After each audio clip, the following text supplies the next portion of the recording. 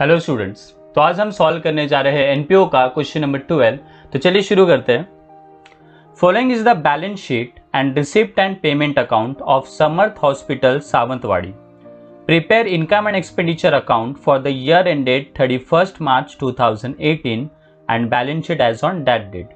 तो इस क्वेश्चन में हमें ओपनिंग बैलेंस शीट दिया हुआ है और साथ में रिसिप्ट एंड पेमेंट अकाउंट भी दिया हुआ है और कुछ एडिशनल इंफॉर्मेशन है। तो लाइन वाइज सम को देखते हैं। तो पहले बैलेंस शीट के ये जो लायबिलिटीज वाले आइटम है ये हमारे सॉल्यूशन के लायबिलिटीज में आ जाएंगे और ये जो एसेट्स वाले आइटम है ये हमारे सॉल्यूशन के एसेट्स में आ जाएंगे। एक बार देख लेते हैं बैलेंस शीट में क्या क्या दिया हुआ है, जैसे capital fund, outstanding salaries, medicine bills unpaid, outstanding sundry expense. तो ये सारे हमारे लायबिलिटीज में आ जाएंगे। और ये जो कैश इन हैंड और कैश एट बैंक है ये तो हमारे सॉल्यूशन में नहीं आता, तो इसको मैं यहाँ पे क्रॉस कर लेता हूँ। देन बाकी सब land and building, furniture, equipment, outstanding subscription, ये सब आ जाएगा मेरे सॉल्यूशन के एसेट्स में। अब रिसिप्ट साइड देख लेते हैं। तो रिसिप्ट्स में पहले ओपनिंग बैलेंस दिया हुआ है कैश का, तो वो तो हमें लिखना नहीं है, तो अगेन यहाँ पे मैं क्रॉस कर दूंगा उसको। कैश इन हैंड और कैश एट बैंक दोनों को क्रॉस कर देना है। ये कैश इन हैंड और कैश एट बैंक ये दोनों ओपनिंग बैलेंस है जो यहाँ पे भी एसेट में हम लोग को दिया था। कैश इन हैंड था 5000, यहाँ पे भी कैश इन हैंड है 5000। कैश एट बैंक 25000, यहाँ पे भी कैश एट बैंक 25000। तो ये ओपनिंग बैलेंस है कैश और बैंक बैलेंस का, तो ये मुझे लिखना नहीं है, तो इसको मैंने क्रॉस कर दिया है। नेक्स्ट है सब्सक्रिप्शन। तो सब्सक्रिप्शन मेरा हो जाएगा इनकम एंड इसके अंदर ये जो सब्सक्रिप्शन मुझे मिला है टोटल 90,000 मिला है, बट इस 90,000 में से यहाँ पे लिखा हुआ है included ₹4,000 received for previous year. तो जो 90,000 मुझे मिला है इसमें से 4,000 जो है वो लास्ट ईयर का है, प्रीवियस ईयर का है। तो लास्ट ईयर का है, तो देखो लास्ट ईयर के बैलेंस शीट में हमें दिख रहा है कि यहाँ पे आउटस्टैंडिंग सब्सक्रिप्शन था 4,000 रुपीज। तो जो 4,000 रुपीज लास्ट ईयर का बाकी था वो मुझे यहाँ पे करेंट ईयर में मिल चुका है। तो ये जो लास्ट ईयर का 4,000 मुझे करेंट ईयर में मिला है उसको हम यहाँ से माइनस कर देंगे और यहाँ से भी इसको माइनस कर देंगे, क्योंकि ये मिल चुका है तो इसमें से माइनस हो जाएगा। तो इसको टिक भी कर लेते हैं। नेक्स्ट है सेल ऑफ फर्नीचर। फर्नीचर मैंने बेच दिया है तो ये फर्नीचर में से लेस हो जाएगा। तो फर्नीचर में से लेस होने वाला है इसलिए फर्नीचर को अगेन एक टिक कर लेते हैं। देन सेल ऑफ फर्नीचर के बाद है डोनेशन। डोनेशन आ जाएगा मेरा इनकम में, बट यहाँ पे डोनेशन कैपिटल ब्रैकेट में लिखा हुआ है कैपिटल। तो अगर वहां पे कैपिटल लिखा हुआ है मतलब में इनकम में नहीं आएगा, वो कैपिटलाइज हो जाएगा, मतलब वो कैपिटल में ऐड होगा। तो यहाँ पे मैं ऐड लिख लेता हूँ। नेक्स्ट है लाइफ मेंबरशिप फीस। तो यहाँ पे कुछ लिखा नहीं है तो ये मेरा आ जाएगा इनकम में। फिर विजिट फीस, ये भी इनकम होगा। तो नॉर्मली जो रिसिप्ट्स वाले सारे आइटम्स होते हैं वो इनकम में ही आते हैं, लेकिन यहाँ पे ये जो डोनेशन है इसको कैपिटल यहाँ पे लिखा था, मतलब उसको वहाँ पे कैपिटलाइज करना है, तो इसलिए वो कैपिटलाइज होगा, मतलब एक कैपिटल में ऐड होगा। नेक्स्ट फिर पेमेंट में देखते हैं। तो पेमेंट में है फर्स्ट मेडिसिन। तो मेडिसिन मेरा एक्सपेंस है, बट यहाँ पे अगेन ब्रैकेट में कुछ लिखा हुआ है included of previous year bill.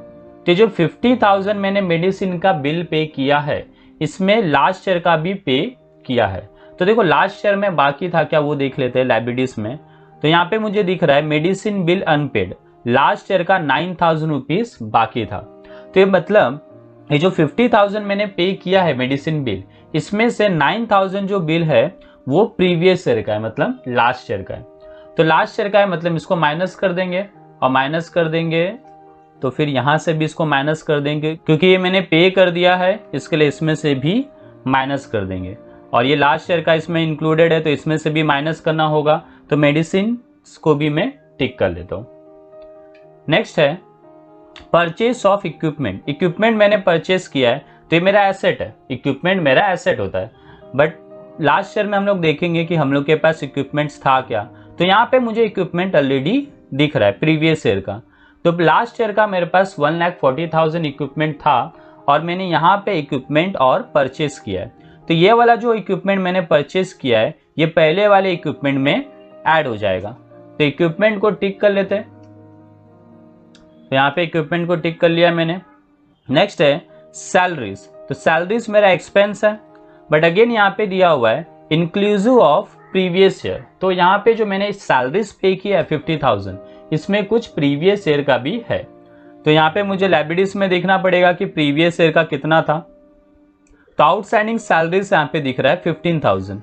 तो ये जो सैलरीज मैंने पे किया है 52,000, वो 52,000 में से प्रीवियस ईयर का है 15,000।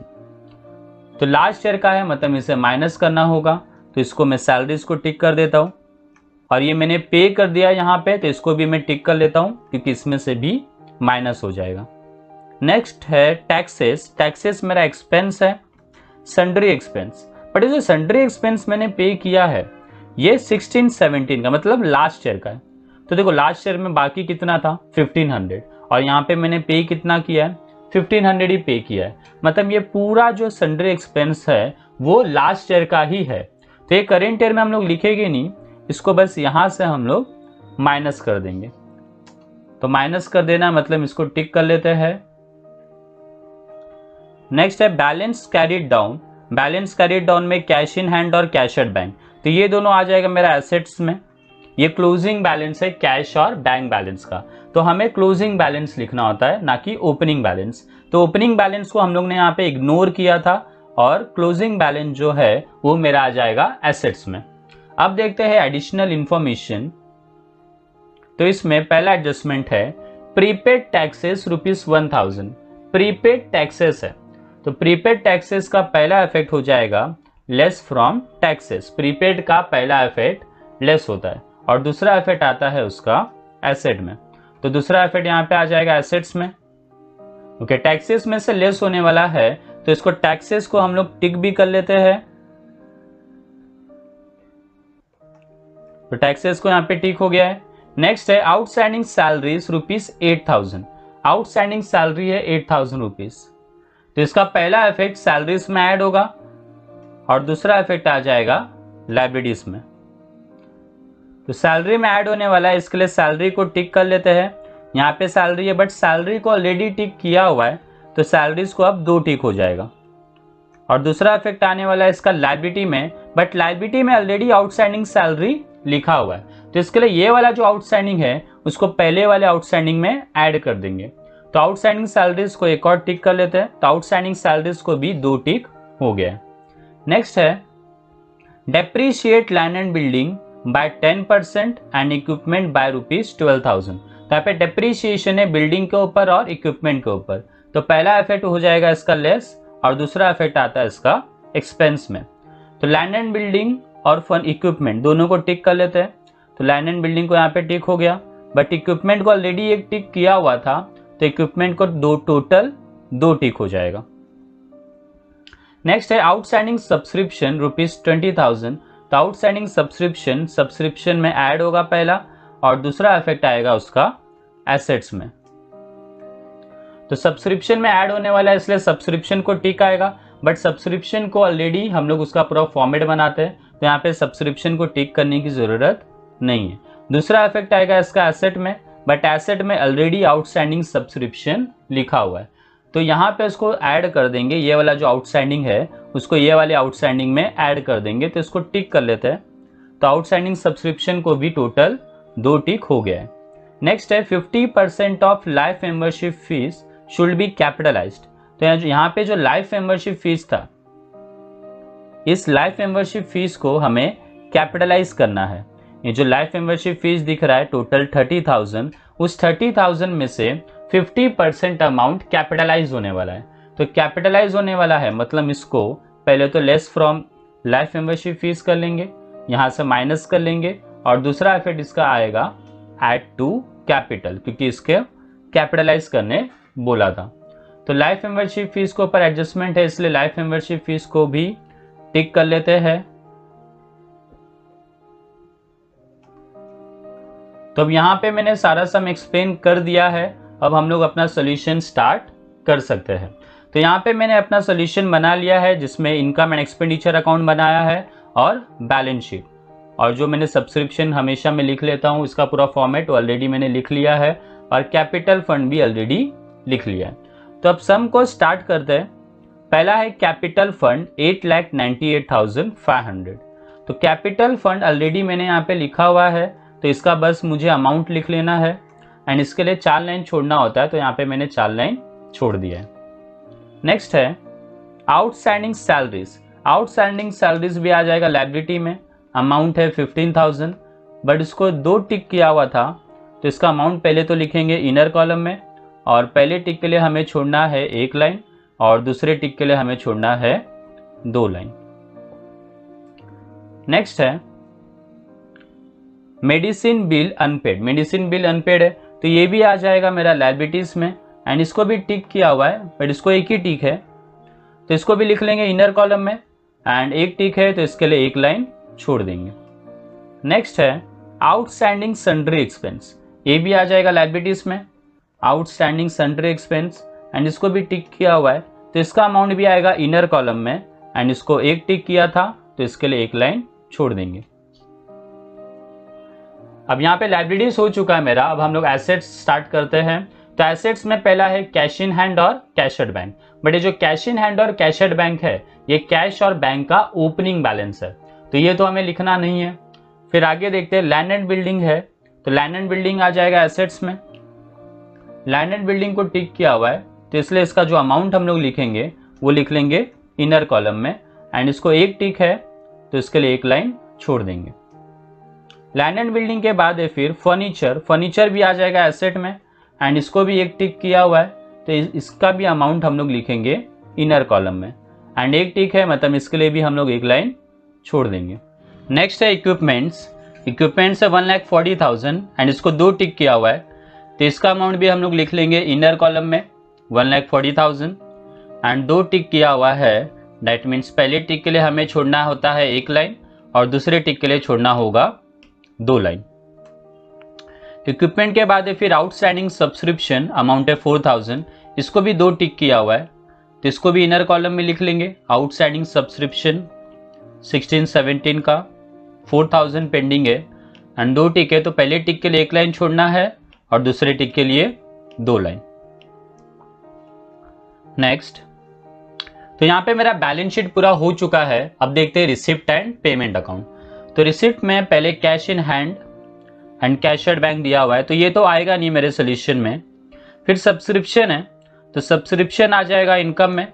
सब्सक्रिप्शन ऑलरेडी मैंने यहाँ पे इनकम में लिख के रखा हुआ है, तो बस मुझे उसका बस अमाउंट लिख लेना है 90,000। बट ये जो 90,000 है सब्सक्रिप्शन, इसमें लास्ट ईयर का भी दिया हुआ है, तो लास्ट ईयर का इसमें है कितना 4,000 और लास्ट ईयर का पेंडिंग भी था 4,000, तो जो पेंडिंग था 4,000 लास्ट ईयर का, वो मुझे करेंट ईयर में मिल चुका है।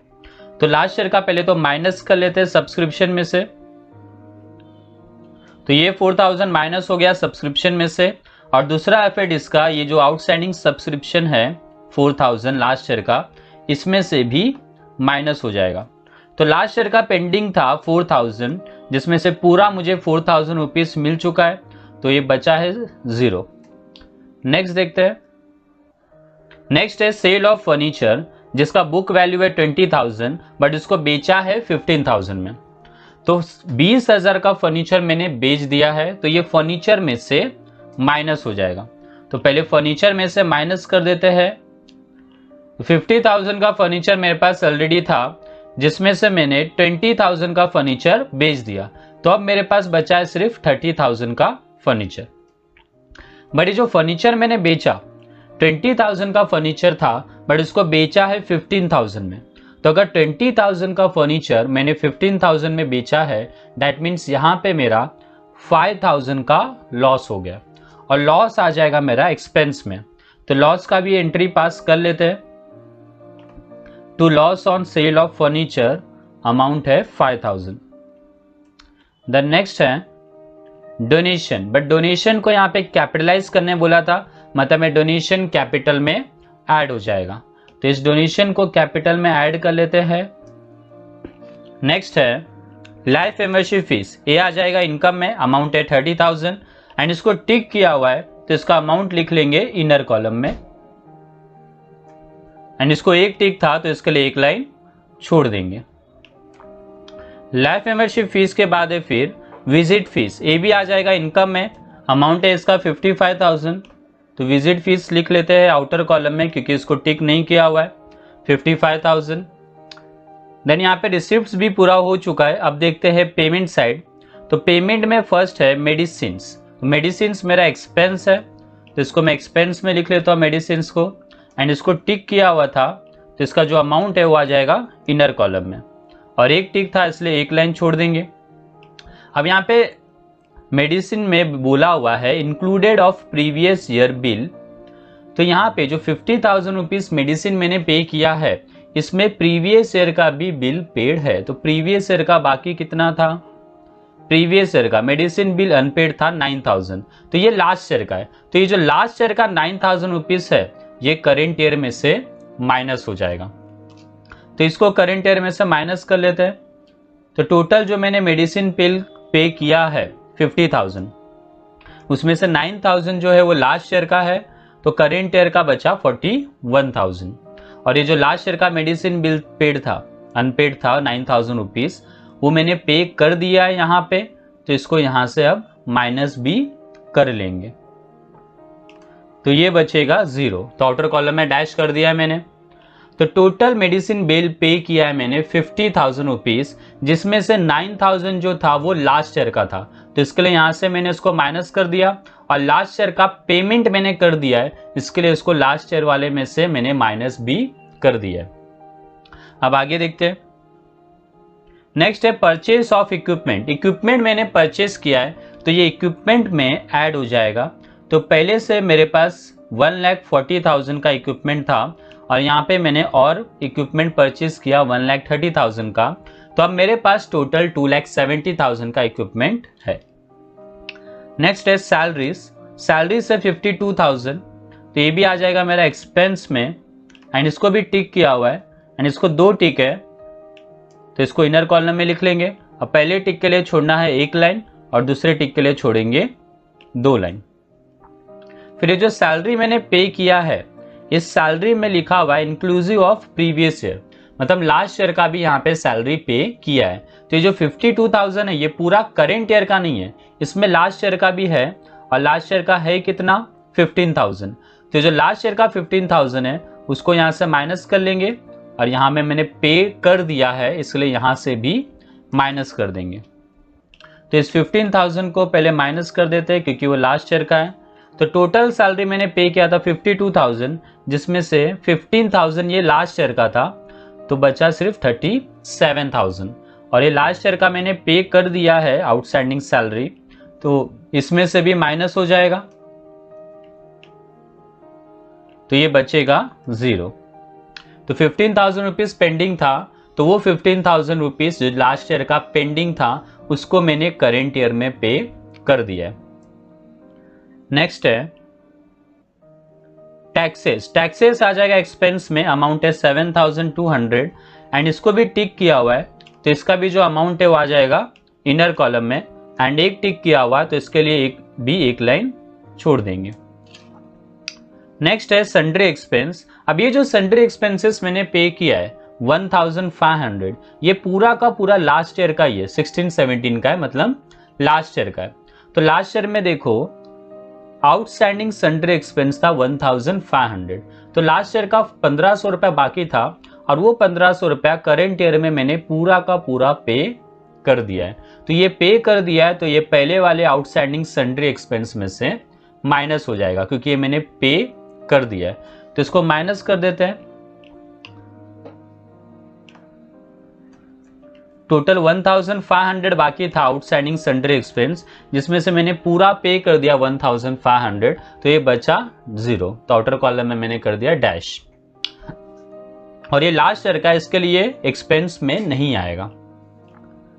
नेक्स्ट है कैश इन हैंड और कैशड बैंक। तो कैश इन हैंड और कैशड बैंक आ जाने वाला एसेट में, तो इस दोनों को एसेट में लिख लेते हैं। दोनों का अमाउंट आ जाएगा आउटर कॉलम में। फिर देखते हैं एडिशनल इंफॉर्मेशन। तो उसमें पहला है प्रीपेड टैक्सेस। तो प्रीपेड टैक्सेस का पहला इफेक्ट होगा लेस फ्रॉम टैक्सेस, तो टैक्सेस में से पहले इसको माइनस कर लेते हैं। तो ये माइनस हो गया प्रीपेड टैक्सेस 1000, तो ये बचा 6200। फिर प्रीपेड का दूसरा इफेक्ट आ जाएगा एसेट में, तो दूसरा इफेक्ट भी डाल देते हैं एसेट में। अमाउंट है 1000। नेक्स्ट है आउटस्टैंडिंग सैलरी रुपीज 8000। तो यहाँ पे करेंट ईयर का आउटस्टैंडिंग सैलरी है 8000, तो पहला इफेक्ट उसको हो जाएगा इसका ऐड टू सैलरी, और दूसरा इफेक्ट आएगा लायबिलिटी में। तो सैलरी में पहले ऐड कर लेते हैं 8000 रुपीज। तो करेंट ईयर का आउटस्टैंडिंग 8000, तो ये ऐड हो गया, तो ये टोटल हो गया सैलरी मेरा 45000। और दूसरा इफेक्ट आएगा इसका लायबिलिटी में। लायबिलिटी में ऑलरेडी मैंने आउटस्टैंडिंग सैलरी यहाँ पे लिखा हुआ है, जिसमें से लास्ट ईयर का 15000 पेंडिंग था, बट वो पे कर दिया मैंने। अब करेंट ईयर का जो बाकी है वो लिख लेते हैं। तो करेंट ईयर का बाकी 8000, तो ये टोटल हो जाएगा 8000। नेक्स्ट एडजस्टमेंट है depreciate land and building by 10% and equipment by rupees 12000। तो लैंड एंड बिल्डिंग को 10% से डेप्रीशिएट करना है और इक्विपमेंट को 12000 से। तो पहले इसको लेस कर लेंगे और दूसरा इफेक्ट आएगा इसका एक्सपेंस में। तो पहले लैंड एंड बिल्डिंग में से माइनस कर लेते हैं 10%। तो 7 लाख का 10% हो जाएगा 70,000, और ये माइनस हो जाएगा तो बचेगा 6,30,000। और इक्विपमेंट में से माइनस करना है, वहां पे टोटल अमाउंट ही बता दिया था हम लोग को, वहां पे परसेंट नहीं दिया हुआ है, तो यहाँ पे सीधा अमाउंट लिख लेंगे 12,000। तो 12,000 से इसका डेप्रीशिएशन हो रहा है, तो ये बचेगा 2,58,000। फिर डेप्रीशिएशन का दूसरा इफेक्ट आ जाएगा एक्सपेंस में। तो दूसरा इफेक्ट एक्सपेंस में डाल देते हैं। लैंड एंड बिल्डिंग पे डेप्रीशिएशन था 70,000 और इक्विपमेंट पे था 12,000, तो टोटल हो गया 82,000। अब नेक्स्ट एडजस्टमेंट में आउटस्टैंडिंग सब्सक्रिप्शन है 20,000। तो ये सब्सक्रिप्शन में पहले तो ऐड होगा और दूसरा इफेक्ट आएगा इसका एसेट में। तो पहले सब्सक्रिप्शन में ऐड कर लेते हैं। यहाँ पे मैंने ऑलरेडी फॉर्मेट में लिखा है आउटस्टैंडिंग ऑफ करेंट ईयर। तो ये आउटस्टैंडिंग ऑफ करेंट ईयर है, तो इसका अमाउंट यहाँ पे लिख लेते हैं 20,000। अब इसका टोटलिंग भी कर लेंगे, तो इसका टोटल हो जाएगा 1,06,000। फिर जो करेंट ईयर का आउटस्टैंडिंग है, इसका दूसरा इफेक्ट आएगा एसेट में, और एसेट में ऑलरेडी मैंने आउटस्टैंडिंग सब्सक्रिप्शन लिखा हुआ है, तो इसको इसमें ही ऐड कर लेते हैं। तो करेंट ईयर का जो था उसको यहाँ पे ऐड कर लेंगे। तो करेंट ईयर का था 20,000, तो ये टोटल हो जाएगा 20,000। नेक्स्ट है 50% of life membership fees should be capitalize. तो यहाँ पे लाइफ मेंबरशिप फीस का जो 50% अमाउंट है उसे यहाँ पे कैपिटलाइज करने बोला है, तो इसको कैपिटल में से पहले लेस करेंगे और दूसरा इफेक्ट कैपिटल में ऐड कर लेंगे। तो लाइफ मेंबरशिप फीस में से पहले माइनस कर देते हैं, 50% माइनस करना है, तो 30,000 का 50% होगा 15,000। तो 15,000 यहाँ से माइनस हो गया तो बचा 15,000, और ये जो 15,000 इसको कैपिटलाइज करने बोला था, मतलब एक कैपिटल में ऐड होगा, तो इसको कैपिटल में ऐड कर लेंगे। Add life membership fees 15,000। तो यहाँ पे मेरा सारा पोस्टिंग और एडजस्टमेंट सब कुछ हो चुका है। अब हम अकाउंट को क्लोज करेंगे। तो पहले इनकम एंड एक्सपेंडिचर अकाउंट को क्लोज करते हैं। तो पहले डेबिट साइड का टोटल देख लेते हैं कितना है। तो डेबिट साइड का टोटल आ रहा है 1,79,200। तो यहाँ पे लिख लेंगे 1,79,200। फिर क्रेडिट साइड का टोटल करते हैं। तो क्रेडिट साइड का टोटल आ रहा है 1,76,000। तो यहाँ पे आगे लिख लेंगे 1,76,000। फिर देखेंगे दोनों में से बड़ा अमाउंट कौन सा है। तो यहाँ पे बड़ा अमाउंट तो है 1,79,200। तो जो बड़ा अमाउंट रहेगा उसको दोनों साइड लिख लेंगे और देखेंगे फिर डिफरेंस कहाँ पे है। तो डिफरेंस यहाँ पे इधर दिख रहा है क्रेडिट साइड में। तो डिफरेंस अगर क्रेडिट साइड में दिख रहा है तो उसको हम लोग बोलते हैं डेफिसिट। तो यहाँ पे डेफिसिट आ गया है 3,200 का।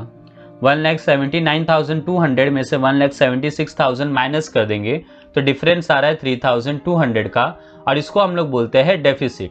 अगर डेबिट में डिफरेंस आता तो उसको हम लोग बोलते हैं सरप्लस, और क्रेडिट में आता है तो उसको बोलते हैं डेफिसिट। फिर इस डेफिसिट को कैपिटल फंड में से माइनस कर देंगे। तो यहाँ से कैपिटल फंड में से इसको माइनस कर देते हैं। फिर इसका टोटलिंग भी कर लेंगे। तो इसका टोटल आता है 9,60,300। जिसका टोटल यहाँ पे लिख लेते हैं। फिर लाइबिलिटीज का टोटल करेंगे तो लाइबिलिटीज का टोटल आ रहा है 9,68,300, तो यहाँ पे मैं लिख लेता हूँ उसका टोटल। और एसेट का टोटल करेंगे तो एसेट का टोटल आ रहा है वही सेम 9,68,300, मतलब दोनों साइड का टोटल यहाँ पे सेम आ गया है। लाइबिलिटीज का टोटल और एसेट का टोटल दोनों का टोटल सेम आया, मतलब हमारा सम यहाँ पे टैली हो गया है। तो आज के लिए इतना ही, मिलते हैं नेक्स्ट लेक्चर में जिसमें हम लोग देखेंगे एनपीओ का question number 30। Thanks for watching this video, take care, bye bye.